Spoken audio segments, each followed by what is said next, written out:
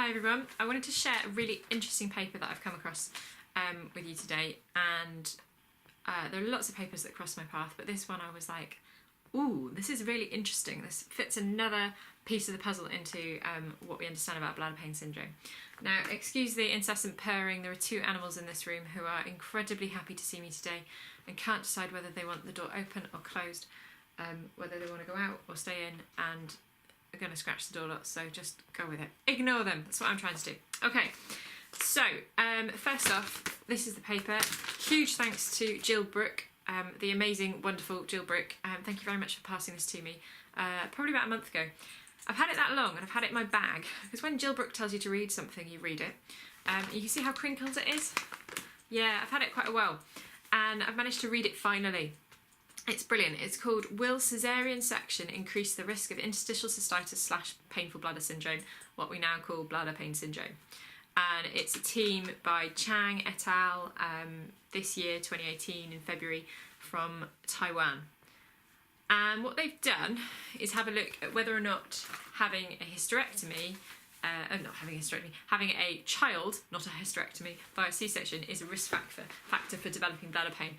And that's because we know there's a link between pelvic surgeries and bladder pain.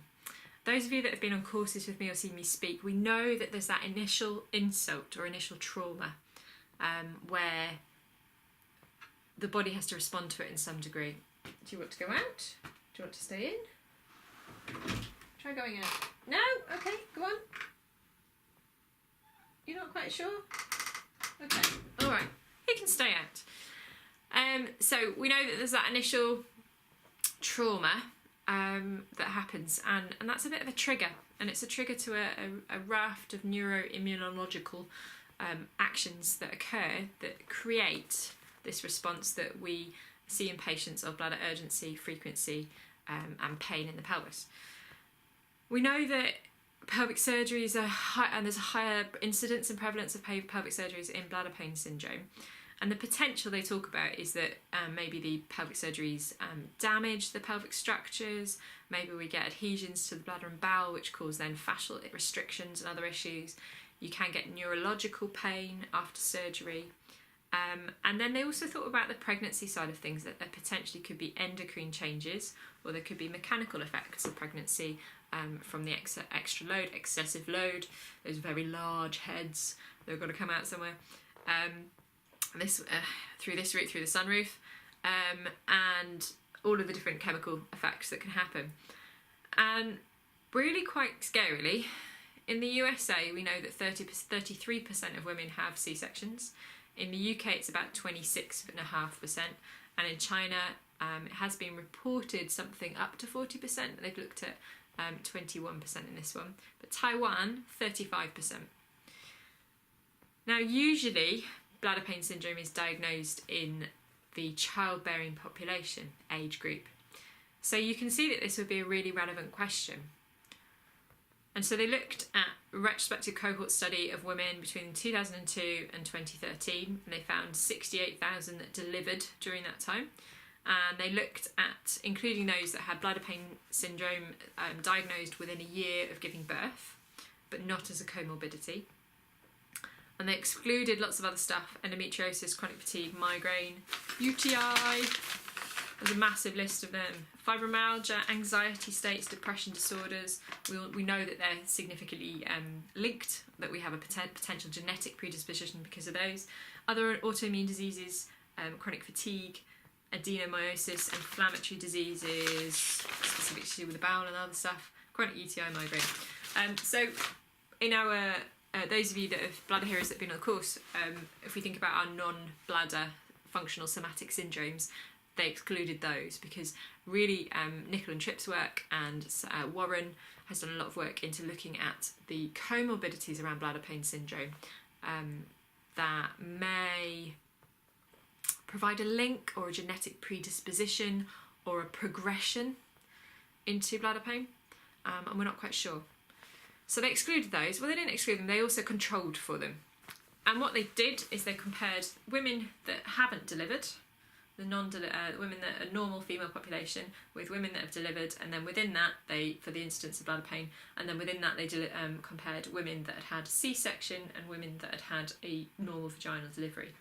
And they had loads of women. So as I said, they identified 68,000. They had, when they case controlled, they had 8.5-ish C-section and 8.5 in the vaginal delivery. And overall, they had 19,000 that had delivered and 430,000 that had not delivered. And what they found was that the incidence of bladder pain syndrome in delivered women, so C-section delivered women, vaginally delivered women, and the general female population were 0.31, 0.26 and 0.229 per 1,000 people, which is not a significant difference. That's really interesting. That's so interesting. So having a C-section does not make you more at risk of having bladder pain syndrome. Wow. Why? Why? So we know that women that have got bladder pain syndrome have significantly more pelvic surgeries. So we know they have more hysterectomies, we know they have more bladder suspensions, things like pelvic repairs for prolapse symptoms, and laparoscopic endometriosis surgeries and laparoscopic surveys, when they go and do an EUA, examination under anaesthetic. So we also know that there's this association between chronic pelvic pain and hysterectomies, that women, kind of middle-aged women that have hysterectomies, are more likely to have some chronic pelvic pain. They wonder if pregnancy itself is a risk factor for all, remember those mechanical regions and those potential denervation of the pelvic floor muscles, that process of that massive head coming out downstairs, being a risk factor for pelvic floor dysfunction. But the fact that, so you kind of have to say, well, why, when we think that the whole of our basis for understanding bladder pain syndrome is being that there's an initial insult that then creates issues, which we get a neuroimmune, endocrine and lots of physiological and brainy change responses to. So if having a C-section doesn't put you more at risk, then a C-section is not part of that threat. But a C-section is incredibly threatening. Now, my thoughts, my spin would be on that. Well, is it because when you have a C-section, you get a baby, or hopefully you get a baby, and from a psychological and from a hormone point of view, that's a much more positive event and potentially gives you different things to think about. When you have a hysterectomy, you don't get a baby afterwards. When you have laparoscopic surgery, you tend to have had a great deal of pain beforehand, and so it's another threat because it's building upon that and further pain and different pain. There's a huge amount of psychological trauma about, tell me what's wrong with me, find out what's going on. Whereas when you have a baby, and I know that a lot of women go through C-sections and have horrendous traumas and live with PTSD afterwards, but for the vast majority, they have a baby, and a lot of women that I've treated have a baby via C-section and actually do fine. So I wonder if it's a different level of threat. So from a level of parasympathetic, sympathetic activity, it's maybe not a trauma that is as threatening because it's accepted, it's expected, we know what's going to happen. Even if it's an emergency case, we have a well understood and respected understanding of what a C-section is in society. And it's kind of like a normal thing that people go through. Whereas having a laparoscopy, because you don't know what's going on in there and you're worried that you might have cancer and you're worried that there might be a cyst, and a cyst sounds horrible and it's the size of a grapefruit and it'll burst, all these kind of nocebo languages and nocebo thoughts that we put into patients as clinicians. Potentially a C-section is a different type of threat, because or a non-threat, because it's an accepted surgical procedure, whereas lots of other gynae stuff isn't. That's really, I don't know, but that's my thought. Or is it that, because you can't really think that C-sections are any less threatening physically, if you've ever watched one, than a hysterectomy, or that there's a huge amount going on in a C-section. So from a physiological point of view, and they're done in so many different ways. Even people working to the same procedures and the same approach, the same stitch protocol, the same everything. You've still got a wide variety of how people approach, how tightly they do the stitching, where they position organs, whether they pack, if they don't pack, if they leave drains in. You've got a wide variety of how C-section's done, yet they're still not an indicator. So I found that really interesting, and I don't know the answers for you, but I think that's one that we need to keep talking about, and I'm going to start digging into the literature